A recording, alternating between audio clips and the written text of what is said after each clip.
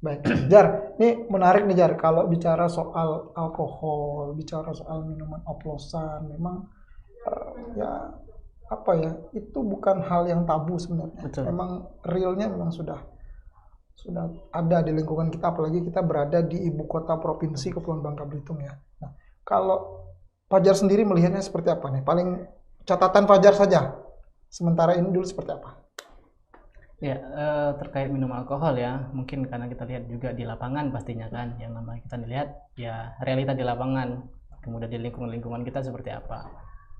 Mungkin kalau di tahun 2000-an ke atas dibandingkan dengan tahun 2000-an sebelumnya, mungkin agak jauh berbeda. Mungkin dulu di muka-muka gang, di istilahnya di got-got itu masih banyak orang-orang ataupun kaum-kaum pemuda yang mengkonsumsi alkohol secara terang-terangan, nongkrong-nongkrong sambil konsumsi, itu kita nampak betul.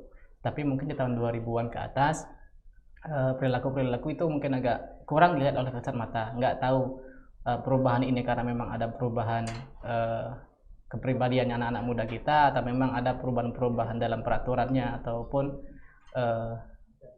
perubahan-perubahan dengan era-era modern seperti ini. Apakah mungkin mereka melakukannya secara sembunyi-sembunyi, kita tidak tahu. Nah, tapi istilahnya ada kemajuan juga untuk terkait dengan mengkonsumsi alkohol itu secara terang-terangan.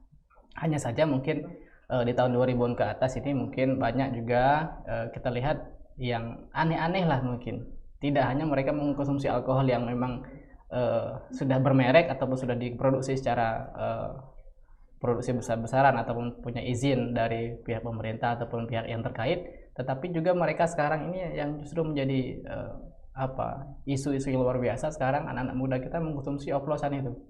Iya, iya. Dan memang Itu sering yang kita lihat ya itu. betul.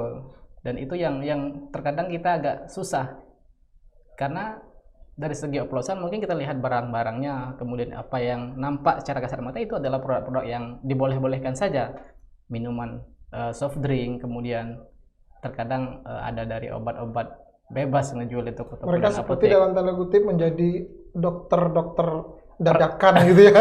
Peracik yang Dokter-dokter. luar biasa. Iya kan, jadi mendadak jadi apoteker gitu kan.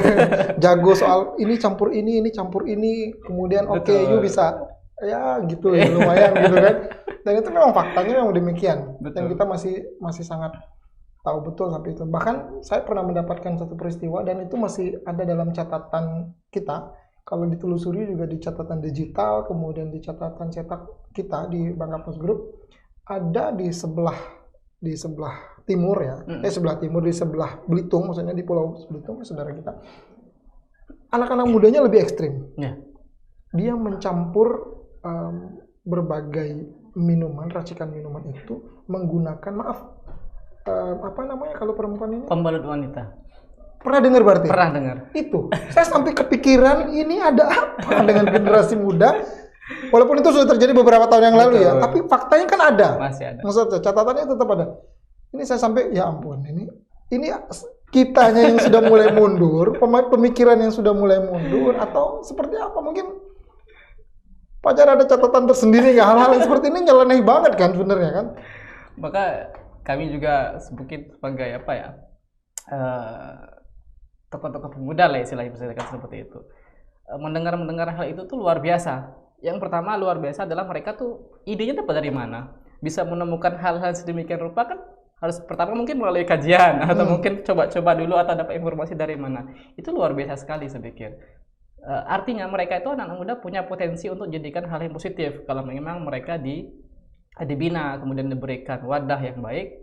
Hal-hal sedemikian rupa pun mereka bisa menemukannya seperti itu. Apalagi nanti diberikan fasilitas, diberikan akomodasi dan sebagainya, sehingga kemampuan-kemampuan anak muda kita itu bisa dijadikan hal-hal yang positif.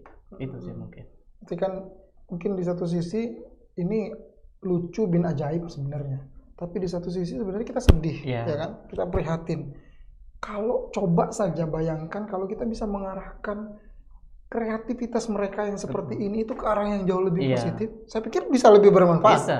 Lah orang belum tahu kok dia bisa ini Bisa sendiri. tahu. Paling tidak dia kan tentu punya acuan, punya pegangan, dia dapat dari mana, info dari mana, kemudian dia mencoba mempraktekkan itu. Tapi coba gaya berpikirnya dibalik ini dilakukan untuk hal-hal yang positif, mungkin jauh lebih baik Jauh lagi. lebih baik. Ya kan?